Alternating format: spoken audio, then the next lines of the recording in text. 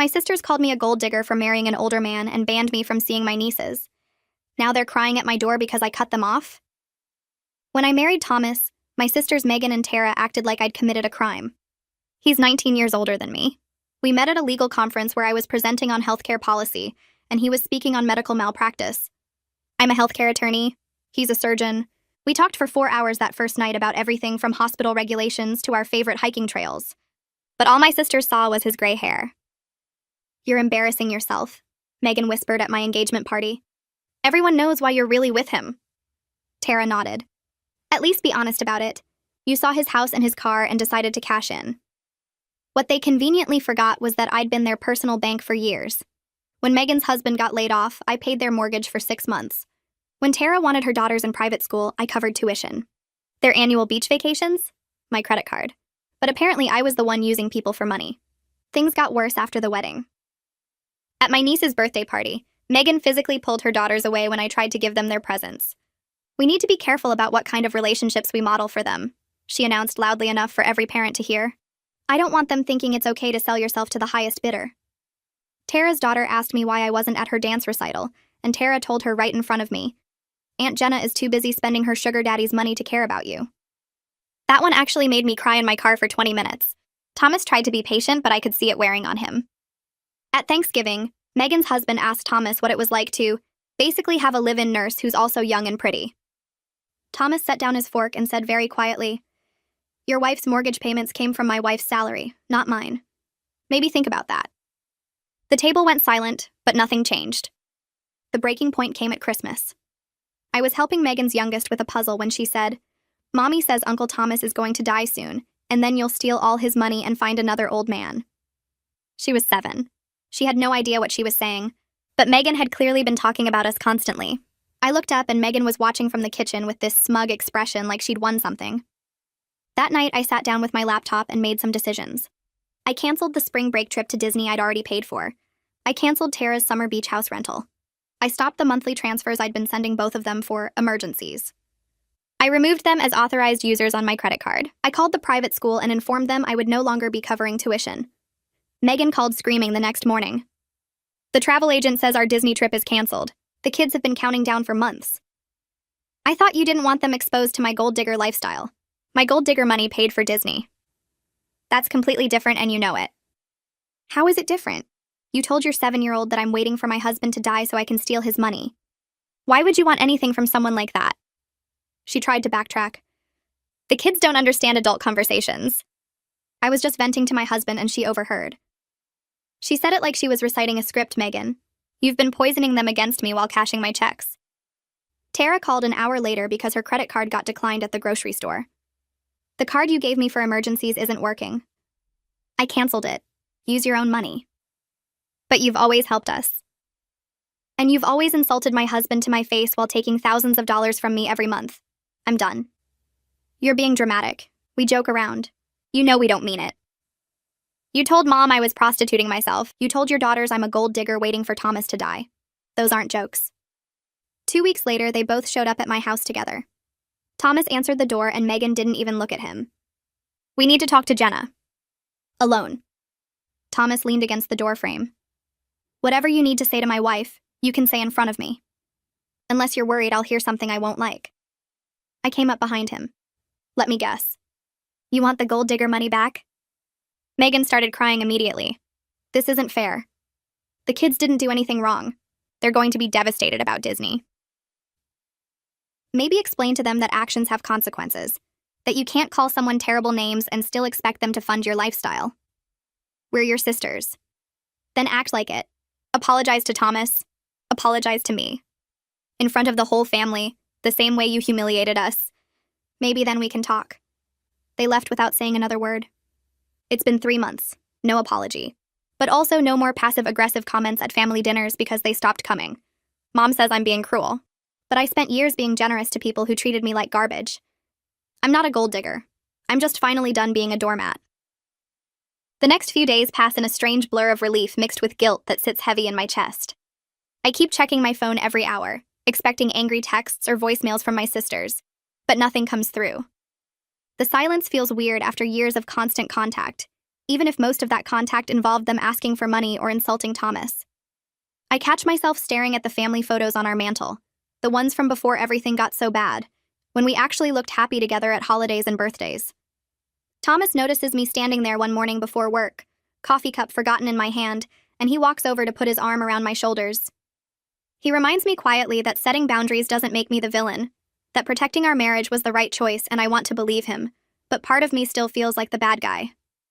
Work becomes my escape over those first few days, and I throw myself into a complex hospital merger case that requires my full attention and keeps my mind occupied with contract details instead of family drama.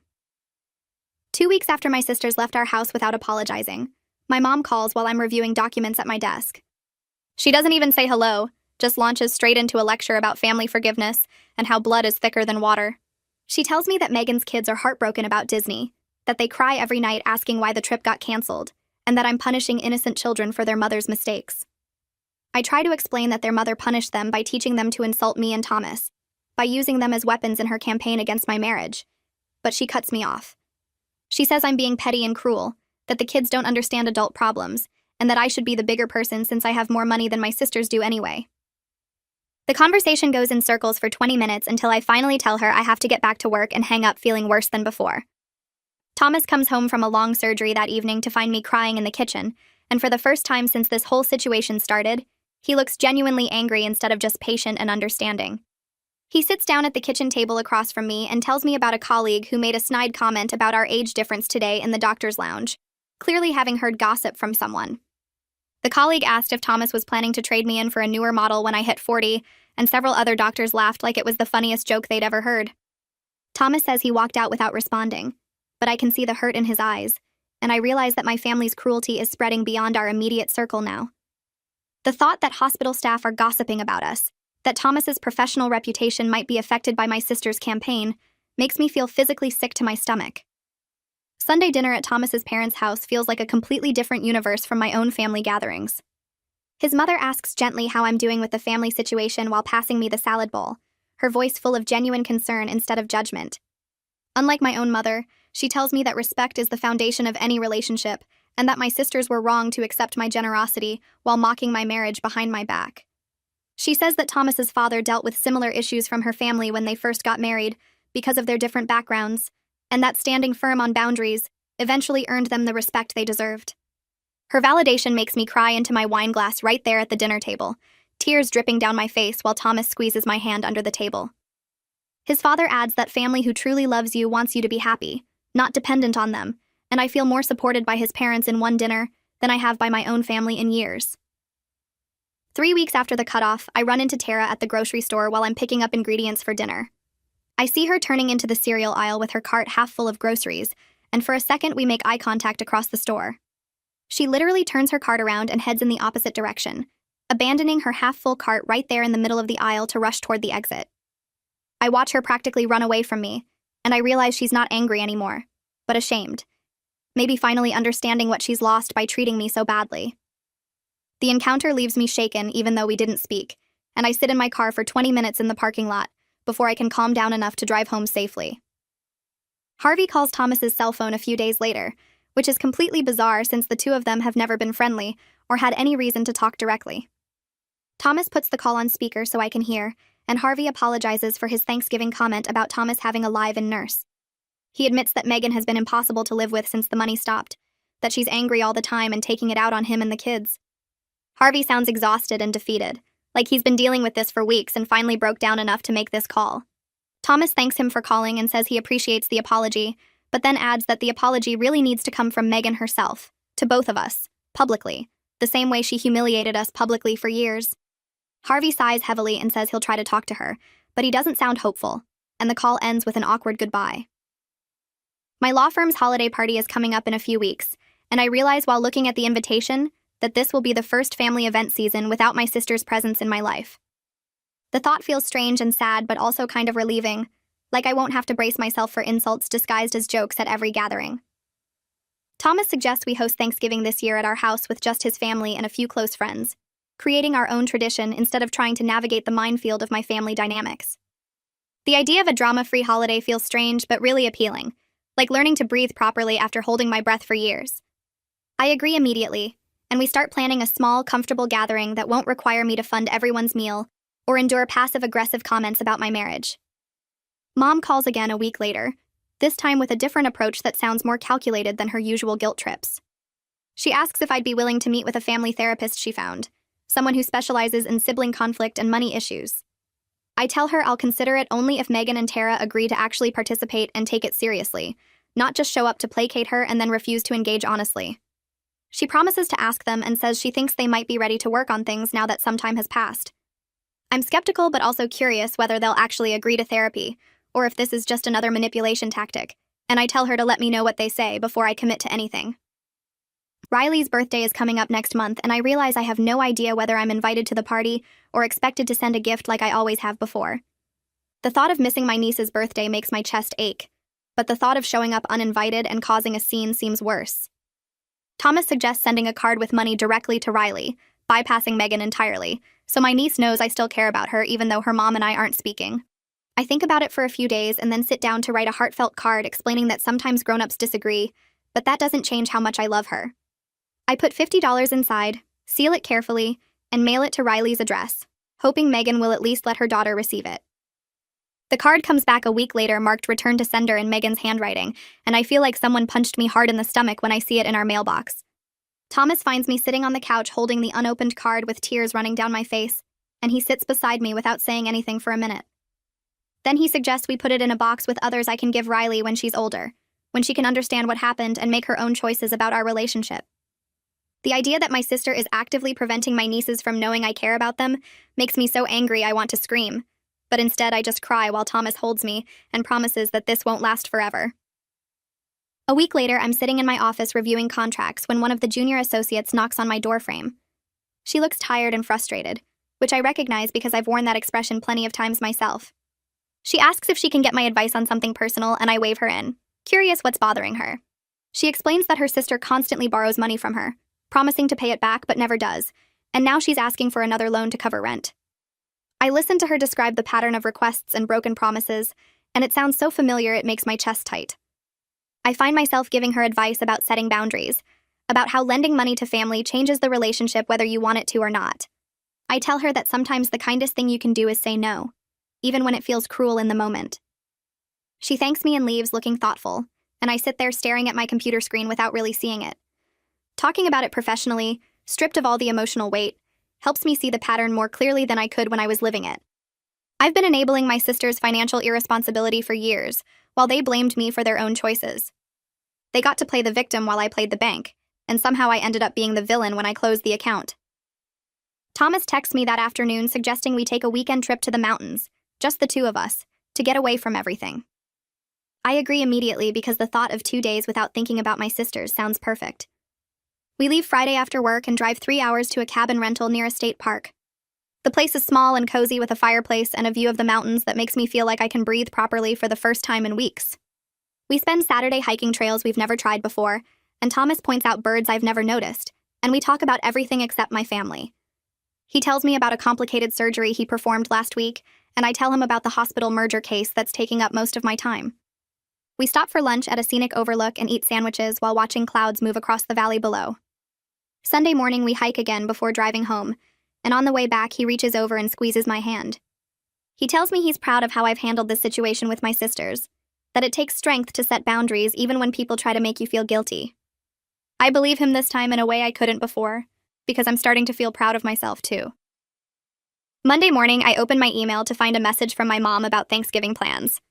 She writes like nothing has changed, assuming I'll host the big family gathering like I usually do, and pay for everything like always. She suggests a menu and asks what time everyone should arrive, including Megan and Tara, without even acknowledging that we haven't spoken in months. I stare at the email for a long time before responding. I type carefully that Thomas and I are hosting a small gathering at our house this year with his family and a few close friends, and she's welcome to come if she'd like. I explain that we're not doing the big family production this year, keeping my tone polite but firm. Her response comes back within an hour, and I can tell she's angry because the entire message is in capital letters. She demands to know how I can exclude my sisters from Thanksgiving, how I can destroy family traditions over a petty disagreement. I read the message twice and then close my laptop without replying. Thomas finds me in the kitchen making dinner and asks if I'm okay, and I tell him about the email exchange. He wraps his arms around me from behind and reminds me that we get to decide how we spend our holidays now. 2 days later, I'm scrolling through LinkedIn during my lunch break when I notice a message notification. It's from Wyatt, Tara's husband, asking if my firm is hiring for any positions. The message is professional and polite, making no reference to the family situation at all. I stare at it for a minute, trying to figure out what this means. Is he reaching out because they're desperate for money? Or is this his way of trying to break the silence without actually addressing anything? I respond professionally that we're not currently hiring, but I'll keep him in mind if anything opens up. He thanks me without adding anything personal, and the whole interaction feels strange but also like maybe a tiny crack in the wall of silence. I mention it to Thomas that night and he raises his eyebrows, suggesting that maybe Wyatt is tired of being caught in the middle of this mess. I wonder if he's been pushing Tara to apologize, or if he's just trying to survive the financial fallout of me cutting them off. The call from the private school comes on a Tuesday afternoon 2 months after I stopped paying tuition. The administrator sounds uncomfortable when she asks if I'm still the financial contact for Michiko. I explain politely that I'm no longer covering the costs, and suggest she contact Tara directly for payment arrangements. There's a pause before she tells me that tuition is already 2 months overdue, and they've been trying to reach Tara without success. My stomach drops because I realize Tara never made other arrangements, probably hoping I'd change my mind, or that the school would just let it slide. I thank the administrator for letting me know and hang up feeling sick. Part of me wants to call Tara and yell at her for letting her daughter's education get interrupted because she was too proud to figure out her own finances. But another part of me knows that's not my problem anymore, that I can't keep rescuing them from consequences they created themselves. Thanksgiving arrives and I wake up feeling lighter than I have in years.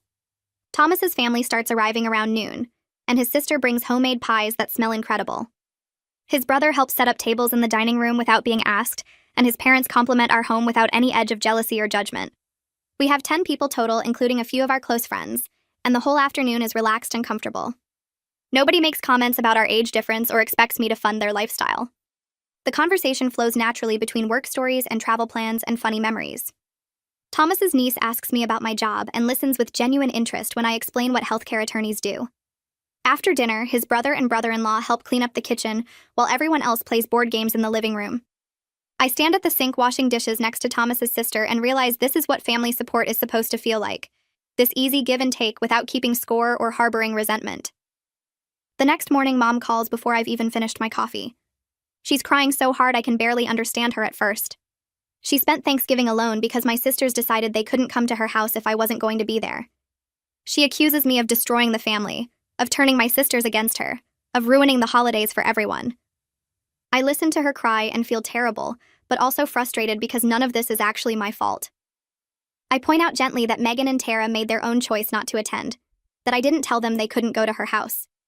She doesn't want to hear it, and keeps insisting that if I had just hosted like always, none of this would have happened. I try to explain that hosting like always meant funding everything while being insulted, but she talks over me saying I'm being dramatic. Finally, she hangs up on me mid-sentence, and I sit there holding my phone feeling like I've been slapped. Thomas finds me on the couch and pulls me against his chest. I cry into his shirt about the whole mess, about how doing the right thing somehow still feels awful. He holds me and reminds me that my mother enabled my sister's behavior for years, and now she's dealing with the consequences too. That afternoon, I'm scrolling through Facebook when I see a message notification from Michiko. My heart jumps when I open it because I haven't talked to any of my nieces since the cutoff. She asks why I don't come around anymore and if I'm mad at her, her words simple and direct in the way only kids can be. I read the message 3 times with tears burning my eyes because her innocent confusion breaks my heart. I think carefully about how to respond, wanting to be honest without putting adult problems on a child. I write back that I love her very much and I'm not mad at her at all, that sometimes grown-ups need space to work things out, but that has nothing to do with how much I care about her. I keep it age-appropriate and warm, hoping she understands that none of this is her fault. Less than an hour later, my phone buzzes with a text from Tara. She's furious, accusing me of going behind her back to manipulate her children. The message is long and angry, full of accusations about how I'm trying to turn her daughters against her. I read it twice and then screenshot the original Facebook message where Michiko reached out to me first. I send the screenshot back to Tara without adding any comment, letting the evidence speak for itself. She doesn't respond, but I notice she doesn't block me either, which feels significant somehow.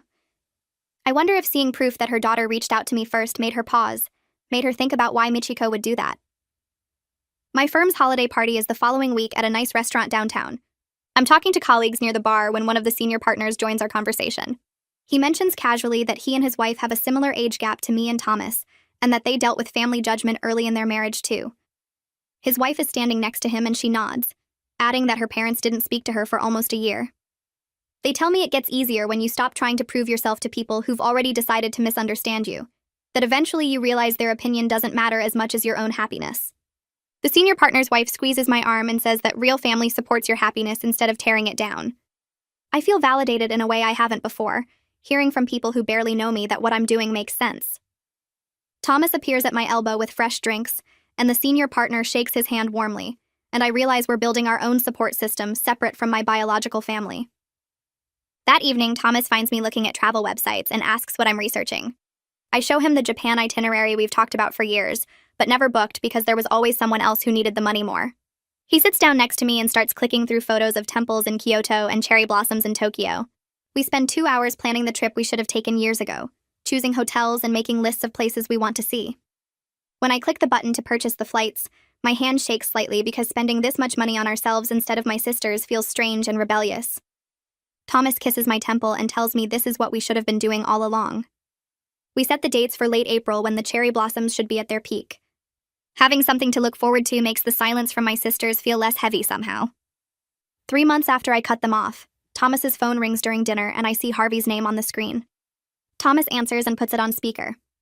Harvey sounds tired in a way that goes beyond just physical exhaustion. He tells us that Megan picked up substitute teaching work at the local elementary school to help cover their expenses, now that my monthly transfer stopped. He mentions that she leaves before dawn most mornings and comes home exhausted, then stays up late grading papers for the classes she covers. His voice cracks slightly when he admits they're barely making it work, but that Megan refuses to admit she was wrong about anything. Thomas listens quietly, and then says that pride costs more than most people realize. Harvey laughs, but it sounds bitter and defeated before he thanks Thomas for listening and hangs up. I sit there staring at my plate thinking about Megan getting up at 5 in the morning because she couldn't just apologize. The next week, I'm at the gym on the treadmill when a woman I vaguely recognize approaches me during my cool down. She's someone I've seen at Megan's house a few times over the years, one of her mom friends from the kids' school. She makes a comment about how hard it must be for my sisters right now and how family should stick together during difficult times. I stop the treadmill and look directly at her. I explain very calmly that I supported my sisters financially for years, while they called me a prostitute and a gold digger in front of their children and mine.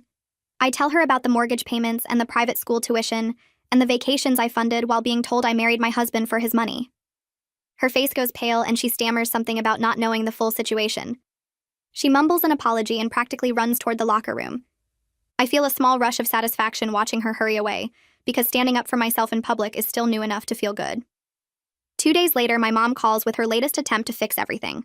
She suggests that maybe Megan and Tara could apologize to me and Thomas privately, instead of in front of the whole family like I demanded. She presents this like it's a reasonable compromise that should make everyone happy. I remind her that the insults happen publicly at family dinners and holiday parties and birthday celebrations where everyone could hear. I explain that an apology needs to match the offense, that you can't humiliate someone in public and then apologize in private like that makes it even. She argues that I'm being unreasonable and stubborn, and that I'm tearing the family apart. I take a breath and tell her that she raised me to believe actions have consequences, that she taught me people need to take responsibility for their choices. She goes quiet for a moment before changing the subject to something else entirely. We hang up without resolving anything, but I feel steady in my decision. Thomas's birthday falls on a Tuesday in early December, and we make reservations at the Italian restaurant where we had our first date. We sit at a corner table with candles and good wine, and nobody makes comments about our age difference or asks inappropriate questions. He reaches across the table and takes my hand. He thanks me for standing up for our marriage even when it meant losing relationships that mattered to me. He tells me that watching me set boundaries and demand respect has made him love me even more than he already did. I realized sitting there that protecting our relationship was worth every uncomfortable conversation and every lost connection. We order dessert and split it like we always do, and I feel genuinely happy in a way I haven't in months. A week before Christmas, a card arrives in the mail with my name written in careful child handwriting. I open it to find a homemade Christmas card from Riley, with a drawing of our family that includes me and Thomas standing next to everyone else. Inside, she wrote in crayon that she misses me and hopes I can come to Christmas. I stand in the kitchen holding this card and crying because I know Megan must not have seen it before Riley mailed it. I take it upstairs to the box where I saved the returned birthday card and put them together. Looking at these cards from my niece who just wants her aunt back makes my chest hurt. Thomas finds me sitting on the bedroom floor with the box and doesn't say anything, just sits down next to me and holds my hand while I cry. On Christmas Eve, my phone buzzes with a text from Tara asking if we can talk after the holidays. She writes that she wants to meet just the two of us without any drama or other people involved. I read the message 3 times trying to figure out if this is genuine or another manipulation. Thomas sees me staring at my phone and asks what's wrong. I show him the message and he asks if I want him to come with me to whatever meeting Tara has in mind. I think about it and decide this is something I need to handle alone. I text back agreeing to meet for coffee in early January. She responds immediately with a thank you that seems sincere, but I'm still suspicious about her motives. Christmas Day with Thomas's family is peaceful, in a way I forgot holidays could be. His parents host at their house with his siblings and their kids, and nobody expects me to fund the entire celebration or perform gratitude while being insulted. Thomas's nieces and nephews are polite and sweet, and actually seem to enjoy spending time with us. His brother helps clean up after dinner without being asked, and his sister brings homemade cookies she baked specially for the occasion. His mother pulls me aside while we're doing dishes and tells me I look different this year, lighter somehow. She says I'm glowing compared to last Christmas, and I realize she's right. I spent last Christmas being called a gold digger while paying for everyone's gifts. This year I'm just enjoying time with people who actually like me. The day after Christmas, I wake up to a group text from several aunts and uncles and cousins wishing me happy holidays. The messages are warm, but also subtly mention they support the decisions I've made recently. I realize the family gossip has spread way beyond just my immediate sisters, and that people are picking sides. One cousin texts me privately saying she always thought Megan and Tara were using me, and she's glad I finally stood up for myself. Another aunt mentioned she had similar issues with her siblings, and that setting boundaries was the best thing she ever did. Reading these messages makes me feel less alone in this whole situation. I show them to Thomas, and he smiles and says, I have more support than I realized. New Year's Eve arrives, and Thomas and I decide to stay home instead of going to any parties. We open an expensive bottle of champagne we've been saving and sit on the couch talking about what we want from the coming year. We agree that we want to focus on building our own family traditions instead of constantly trying to fix my broken family relationships. We talk about the Japan trip and maybe starting to think about having kids of our own someday. At midnight, he kisses me and says this year is about us, about choosing each other and our happiness over everyone else's expectations. I believe him completely.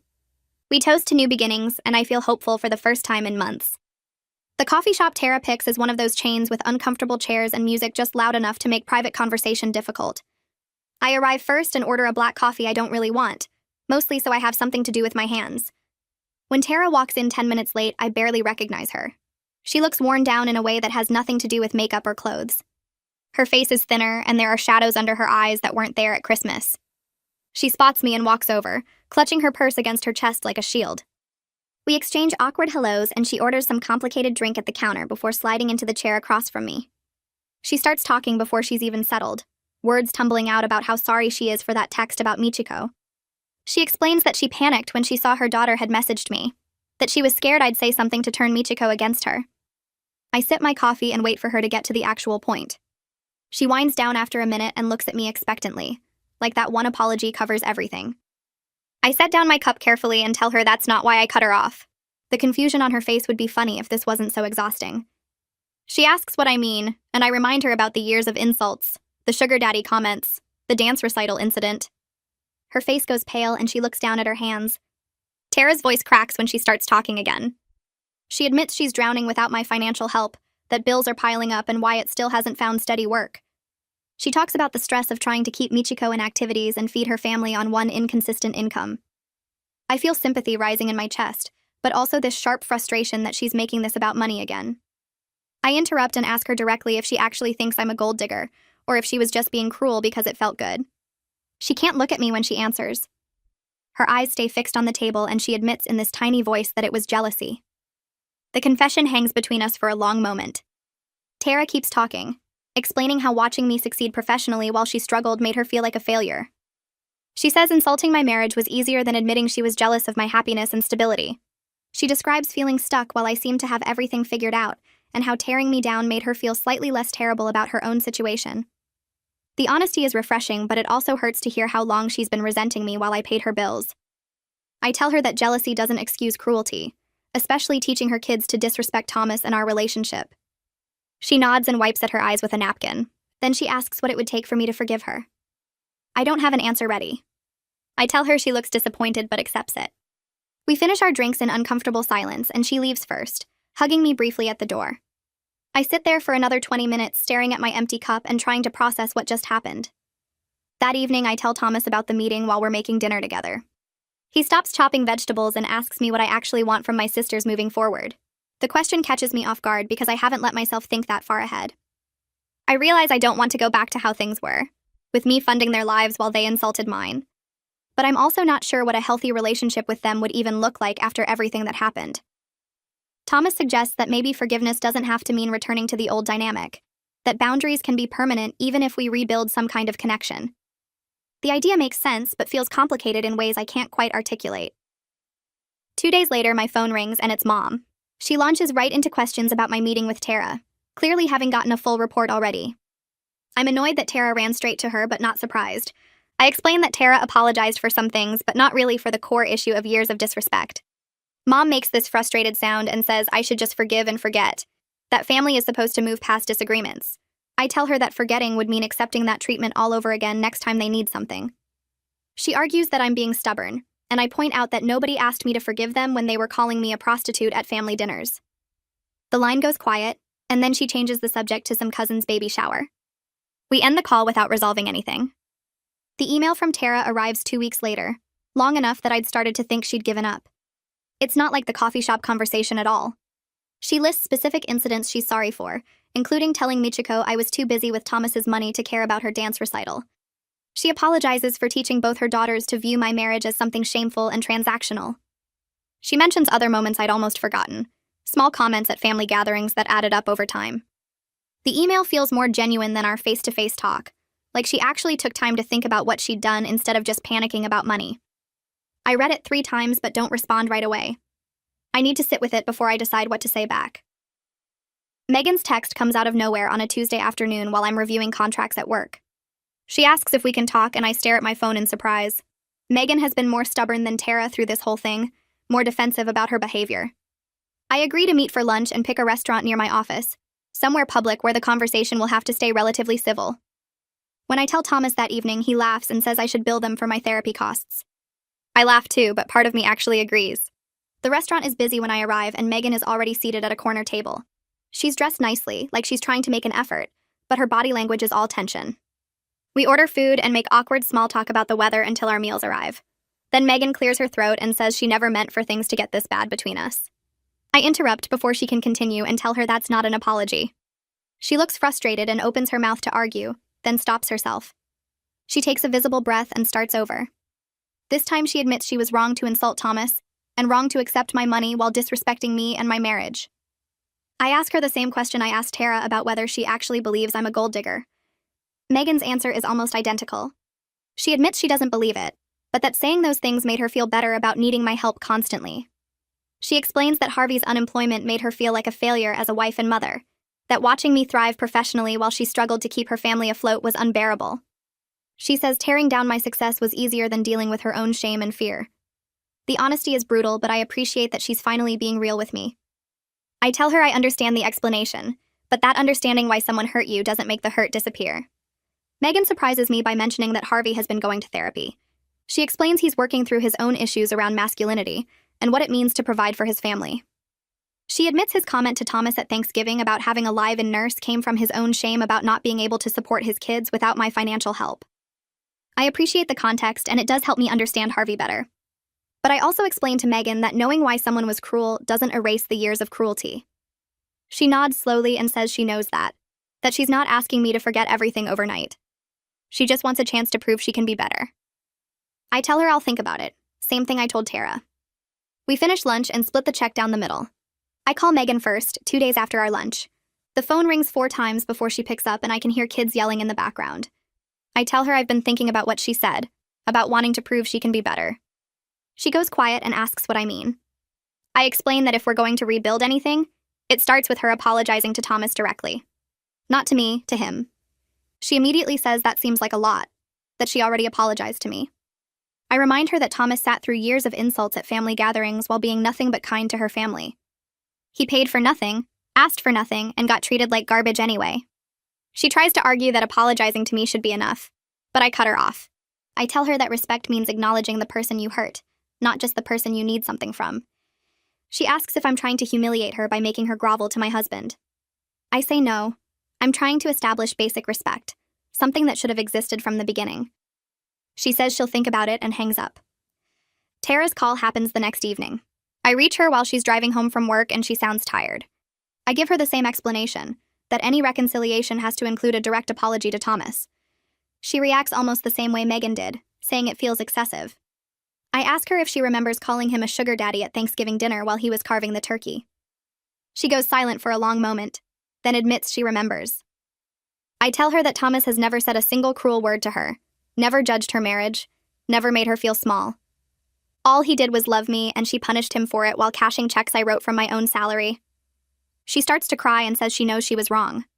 I tell her that knowing isn't enough anymore, that I need to see changed behavior starting with a real apology to the person she hurt most. She asks if Thomas even wants to hear from her, and I admit I haven't asked him yet. She says to let her know what he decides. That night, Thomas comes home late from a complicated surgery. I wait until he's had dinner and is relaxed on the couch before bringing it up. I explain that both my sisters have apologized to me, but that I told them they need to apologize to him directly. He looks at me for a long time, then asks what I want him to say. I tell him I want his honest opinion about whether reconciliation is even possible. He leans back and rubs his face, and I can see how tired he is. He points out that my sisters have apologized before, usually right before they needed money for something. He says words are cheap without changed behavior, and he's not interested in being their emotional punching bag just because they're temporarily sorry. I feel my chest tighten because part of me was hoping he'd be more open to this. But then he asks me what I want, really want, from rebuilding these relationships. I admit that I miss my nieces, that the idea of them growing up without knowing me hurts more than I expected. Complete estrangement feels too painful to maintain forever, even though I know my sisters earned it.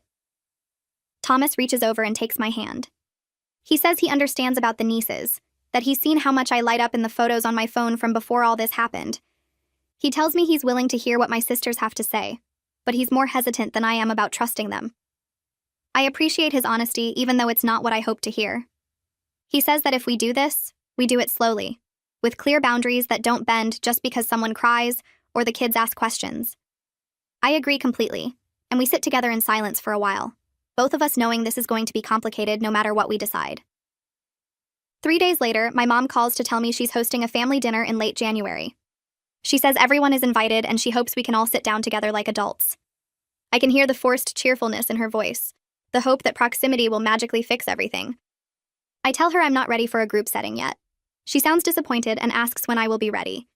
I explain that I'm not going to sit at a table with my sisters and pretend everything is fine just because she wants a happy family photo. She argues that we used to have such nice dinners together, that the kids miss seeing everyone. I remind her that those nice dinners included my sisters calling me a prostitute while I paid for the food. She goes quiet, then says she thought we were moving past all that. I tell her we are, but moving past it doesn't mean pretending it didn't happen.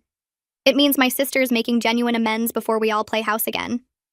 She says she understands, but I can tell she doesn't. Not really.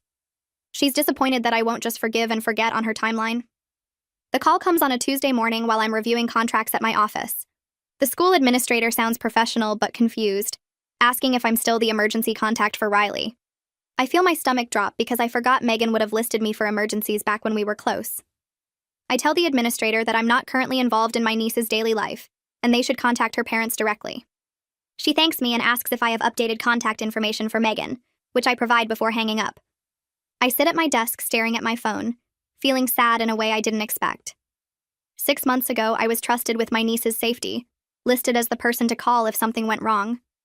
Now I'm completely removed from their lives, a stranger who has to redirect school calls to their actual parents. I think about Riley's homemade Christmas card sitting in my desk drawer and wonder if she even remembers making it. February arrives cold and gray. I'm working from home when the email comes through and I almost delete it thinking it's spam because both my sisters' names are in the sender field. But I open it and read their joint message asking if they can come to my house to apologize to Thomas in person. The email is carefully worded, almost formal, like they worked on it together. They say they understand why I asked them to do this, and they're ready to make things right. I'm surprised they're actually willing to do it. Honestly shocked that Megan agreed since she's been the most defensive. I screenshot the email and text it to Thomas at the hospital. He responds 3 hours later saying he wants to hear what they have to say. We go back and forth over text and settle on the following Saturday afternoon. I reply to my sister's email with the date and time, keeping my response brief and neutral. The night before they're supposed to come over, I can't sleep. I keep thinking about all the ways this could go wrong, all the things that could be said that can't be unsaid. At 2 in the morning, I give up on sleep and go downstairs to clean the kitchen. I'm scrubbing the counters for the third time when Thomas appears in the doorway in his pajamas. He watches me for a moment, then walks over and gently takes the sponge from my hands. He reminds me that whatever happens tomorrow, we're solid, that our marriage isn't dependent on my sister's approval or apology. He says their words can't hurt us unless we let them, and I realize he's right, but also that I'm still scared. He holds me in the middle of our kitchen and I feel some of the tension ease out of my shoulders. I'm grateful for his steadiness, for the way he can calm me down without making me feel weak for being anxious. Saturday afternoon arrives too fast. I've changed clothes twice and rearranged the living room furniture for no good reason. Thomas makes coffee and sets out cups, moving through our house with the same calm he brings to the operating room. The doorbell rings at exactly 2 o'clock, and I open it to find both my sisters standing on the porch looking nervous and uncomfortable. Megan is wearing a nice sweater and Tara has clearly done her makeup carefully, and I realize they're both trying. We all stand there for an awkward moment where nobody knows how to start. Thomas steps forward and offers them coffee, his voice warm and welcoming in a way that makes me love him even more. We move to the living room and sit down, me and Thomas on the couch, my sisters in the chairs across from us. I watch Megan and Tara look around our home, really seeing it for the first time without resentment clouding their vision. The afternoon light comes through the windows and everything feels too quiet. Megan clears her throat and her voice shakes slightly when she starts to speak. Megan apologizes directly to Thomas for years of insulting comments about his age and their marriage. She admits she was projecting her own insecurity onto them, that watching me be happy while she struggled made her cruel. Tara follows, apologizing for the sugar daddy comments and for teaching her children to disrespect him. She says she was jealous of what Thomas and I have, that she took her own marriage problems out on us. Thomas listens quietly, his face neutral but attentive. When they finish, he thanks them for coming but says that apologies are just the beginning of rebuilding trust. He explains that words matter, but actions matter more, and he needs to see that things are actually different before he can fully believe them. My sisters both nod and I can see tears in Tara's eyes. Then Thomas does something that surprises me. He tells my sisters that he loves me, that their constant insults made him question whether I was embarrassed by our age difference. His vulnerability catches everyone off guard, including me. I've never heard him admit that their words affected him this deeply. He explains that he would lie awake some nights wondering if I regretted choosing him, if I was ashamed to be seen with him because of what my family said. Megan starts crying for real now, and Tara covers her mouth with her hand. I see them realize for the first time that their words had real impact on someone who never did anything to them. They both apologize again, with more emotion this time, and the conversation feels more genuine than anything we've shared in months. Megan says she never thought about how her words affected Thomas as a person, only as my husband. Tara admits she dehumanized him by reducing him to his age and his money. After my sisters leave, Thomas and I sit together on the couch in silence for a while. The house feels different, like something shifted during that conversation. He asks me how I feel, and I realize I feel lighter but also cautious, like I'm waiting for the other shoe to drop. I tell him I'm glad they apologized, but scared they'll go back to the old patterns once they need something. He says that's fair, that we can take rebuilding these relationships as slowly as I need to. He reminds me that forgiveness is a process, not a single moment, and that I don't owe anyone a timeline. I love him for understanding that, for not pushing me to either forgive completely or cut them off forever. We sit there as the afternoon light fades, both of us knowing that today was important, but that the real test comes in the weeks and months ahead, when apologies have to turn into changed behavior. Over the next few weeks, my phone buzzes with texts from my sisters that feel different from anything we've shared before. Tara sends me a photo of Michiko's art project, a watercolor painting of our family that includes me and Thomas standing together. The image makes my chest tight because Michiko drew us holding hands, and I realize my niece sees our love even if her mother struggled to for so long. I text back a heart emoji and tell Tara that Michiko is incredibly talented. Megan shares a funny story about Riley getting caught trying to teach the class hamster to read during silent reading time, and I laugh out loud at my desk. I respond with a brief message about how that sounds exactly like something Riley would do, keeping my tone warm but not overly eager. These small exchanges feel like testing the temperature of water before diving in, careful and measured. I don't ask about their finances or offer help, and they don't hint at needing money. The dynamic shifts from transactional to something that might eventually resemble actual sisterhood, though I'm still cautious about believing it will last. Mom calls on a Tuesday afternoon while I'm reviewing contracts, and her voice sounds lighter than it has in months. She tells me she's proud of me for giving my sisters another chance, and I feel my shoulders tense immediately. I set down my pen and explain gently that I'm not giving them another chance at the old relationship where they insult me while I fund their lives. I tell her we're building something completely new with clear boundaries and mutual respect as the foundation.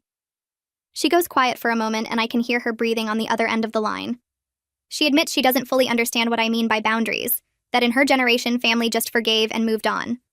I explain that moving on without addressing the problem is how we ended up here in the first place, with years of resentment buried under fake politeness.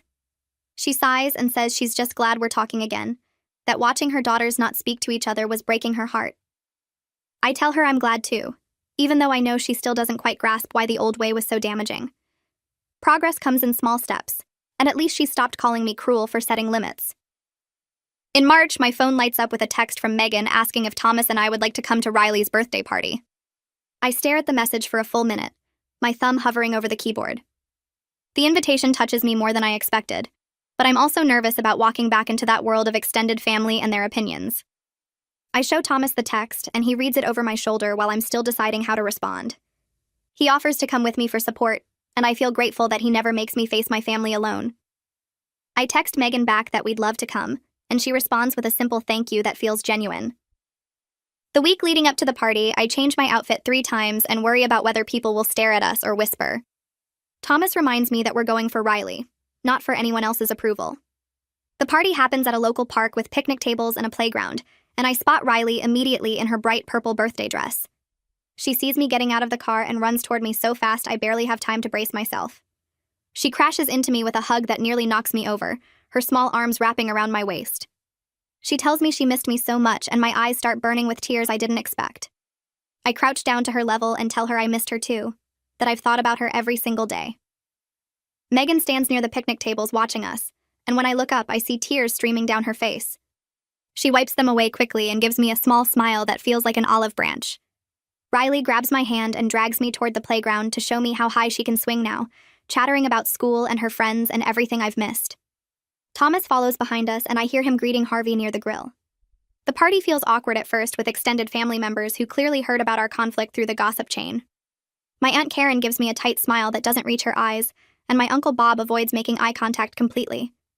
But as the afternoon wears on and Riley opens presents and blows out candles, the tension starts to ease. Kids run around playing tag while adults cluster in small groups talking about normal things like work and weather.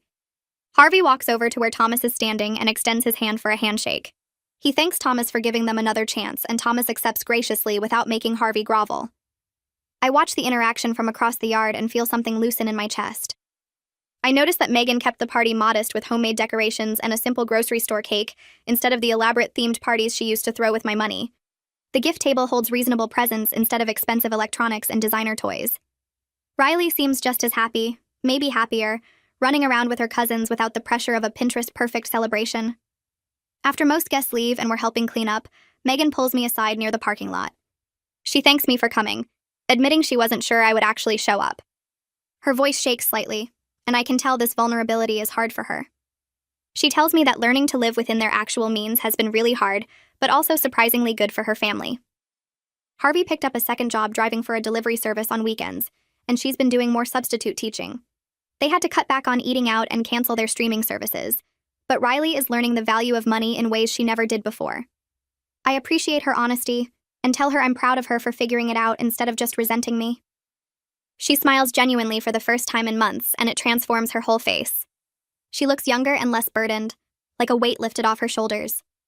We don't hug or make grand declarations, but standing there in the parking lot feels like the beginning of something real. Thomas and I take our Japan trip in April, and it feels like stepping into a completely different world.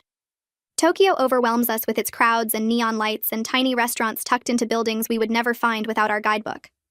We eat ramen at a counter where the chef makes each bowl right in front of us, and Thomas tries to use chopsticks while I laugh at his attempts. In Kyoto, we walk through bamboo forests that make everything else fade away, just the two of us surrounded by green stalks reaching toward the sky. We visit temples where we're supposed to be quiet and contemplative, but Thomas whispers jokes that make me cover my mouth to keep from laughing out loud. We send postcards to my nieces with pictures of Mount Fuji and the Tokyo Tower, and I even send one to my sisters that just says we're thinking of them. Sharing our happiness without resentment feels freeing, like I can finally enjoy my life without guilt. One evening in our hotel room overlooking the city, Thomas tells me this trip feels like celebrating us choosing each other every day, despite everything that tried to tear us apart. I agree completely, and we stay up late talking about all the other places we want to see together. When we return from Japan still jet-lagged and sorting through our photos, Tara calls and asks if we can start having occasional family dinners again. She suggests maybe once a month to keep things manageable and not overwhelming. I agree, but establish clear ground rules before we plan anything. I tell her there will be absolutely no comments about our age difference or our marriage, and no expectations of financial support from us. She agrees readily without arguing or making excuses, and we plan the first dinner for the following week at a casual Italian restaurant where everyone pays for their own meal. Thomas raises his eyebrows when I tell him, clearly surprised that Tara accepted the boundaries so easily. I'm cautiously optimistic, but also prepared for things to go wrong. The first family dinner happens on a Wednesday evening at a restaurant with red checkered tablecloths and breadsticks in baskets. We arrive first and grab a large table in the back, and I feel my stomach flip when I see my sisters walking in with their families. My nieces run over immediately, and Michiko shows me a friendship bracelet she made for me in art class. The conversation starts tentatively with safe topics like the weather and upcoming summer plans, but it gradually flows more naturally than it has in years. Riley tells a long story about her science fair project that involved growing mold on bread, and everyone laughs at her dramatic descriptions. Thomas shares a funny story about a patient who came into the emergency room with a cucumber stuck somewhere it shouldn't be, and even Harvey cracks up. Nobody asks me for money or makes snide comments about Thomas being older. Nobody brings up the months of silence or the canceled Disney trip. We just talk like normal people having dinner together, and I realize this is what I wanted all along. Not grand apologies or dramatic reconciliations, just basic respect and genuine connection. When the check comes, everyone pays for their own family without complaint or awkward moments. Walking to our car afterward, Thomas squeezes my hand and tells me that went better than he expected. In May, I receive Mother's Day cards from both my sisters, even though I'm not a mother. Megan's card has a handwritten note inside that makes me stop breathing for a second. She writes that she's learning what it means to be a sister instead of just someone who takes, and that I've been more of a mother figure to her kids than she wants to admit. Tara's card says she's grateful I didn't give up on them completely, even when they deserved it. She writes that watching me set boundaries taught her more about self-respect than anything else in her life. I prop both cards on my dresser where I can see them every morning, and Thomas catches me reading them multiple times throughout the day. These cards feel significant in a way that expensive gifts never did, because they represent actual thought and genuine feeling instead of obligation. Thomas and I host a summer barbecue at our house in June, inviting both sisters' families along with Thomas's family and our close friends. I spend the morning setting up tables in our backyard and arranging flowers and vases while Thomas preps the grill. When guests start arriving, I feel nervous energy in my stomach, worried about how everyone will mix. But watching people mingle and chat in our backyard, I feel genuinely happy and at peace. Harvey helps Thomas with the grill, and they talk about sports and work like they've been friends for years. My sisters walk through our house and compliment our home without any edge of jealousy or resentment in their voices. Megan admires the kitchen renovation we did last year, and Tara loves the reading nook I set up in the sunroom. Thomas's mother sits with my mom on the patio, and they laugh together about something I can't hear. My nieces play in the yard with Thomas's nieces and nephews, their shrieks of laughter filling the air. Standing there with a glass of lemonade in my hand, surveying the scene, I realize this is what family is supposed to feel like. By June, the monthly dinners have become normal, almost boring in the best way possible. I text Megan about a sale at Target, and she sends back a laughing emoji without any edge to it. Tara forwards me funny videos of her kids without adding commentary about money or Thomas's age. We meet at a pizza place on a Tuesday night, and everyone orders what they want and pays for their own family when the check comes. The kids run around the arcade area while we adults sit at the table making small talk about work and summer plans. Thomas tells a story about a difficult surgery, and Megan actually listens instead of looking for ways to make it about our age difference. Harvey asks Thomas about golf, and they make plans to play together next weekend, which surprises me so much I almost choke on my soda. Walking to our car afterward, I realize we just had a completely normal family dinner where nobody insulted anyone or asked for money or created drama. The relationships still feel fragile, like I'm walking on ice that might crack, but they're real in a way they never were before when money was involved. Michiko calls me in early July, her voice excited and nervous at the same time. She asks if I can come to her dance recital next week, and I feel my throat get tight with emotion. I tell her of course I'll be there, and she squeals with happiness before hanging up. Thomas squeezes my shoulder when I tell him about the call and offers to come with me for support. The recital is at a small theater, and we arrive early, scanning the crowd for Tara and Wyatt. They wave us over to seats they saved, which feels significant somehow, like they wanted us sitting with them. The lights dim and kids start performing, and I watch each routine carefully, waiting for Michiko to appear. When she finally takes the stage in a sparkly costume, I feel tears building in my eyes. She's grown so much in the months I missed, gotten taller and more confident, and I'm grateful we found our way back to this, even though the path was painful. Her routine is beautiful, and when it ends, I clap so hard my hands hurt. After the recital, she runs up and hugs me so tight I can barely breathe, telling me she's glad I'm back. I tell her I'm glad too, and mean it completely. Tara appears next to us and thanks me quietly for not letting our fight cost Michiko a relationship with me, and I nod because I don't trust my voice not to crack. Thomas's birthday falls in mid-August, and we decide to host a party at our house with both families invited. I spend the morning setting up tables and arranging food while Thomas grills burgers in the backyard. My sisters arrive together with their families, and for the first time in years, nobody makes jokes about Thomas's age or our marriage. Megan hands Thomas a carefully wrapped gift and tells him she hopes he likes it. And when he opens it, I see it's a book about surgical innovations he's been wanting. Tara gives him a nice bottle of scotch, and Harvey shakes his hand warmly. The afternoon passes with easy conversation and laughter. Kids playing in the yard and adults sitting in lawn chairs talking about nothing important. Mom pulls me aside near the end of the party and tells me she's happy to see the family healing. I agree, but add that healing required honesty and boundaries, not just time passing, and she nods like she finally understands.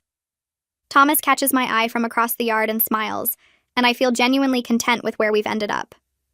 As summer ends, I find myself thinking about the past year and everything that happened. Cutting off my sisters was the hardest decision I've ever made, but also the best one for all of us. Our relationships now are based on mutual respect instead of financial obligation, and my marriage is stronger for having weathered this storm together. I'm no longer anyone's doormat or ATM, just a sister and aunt who expects basic human decency. Thomas and I are planning a trip to Italy in the fall, using my money to build our life together instead of funding other people's resentment. My sisters have learned to stand on their own feet financially, paying their own bills and making their own choices. My nieces know they're loved and that adults sometimes disagree but work things out. I've learned that real family respects your boundaries instead of punishing you for having them, and that being generous doesn't mean accepting abuse. Life isn't perfect and probably never will be. Megan still gets stressed about money sometimes, and Tara still struggles with Wyatt's job situation.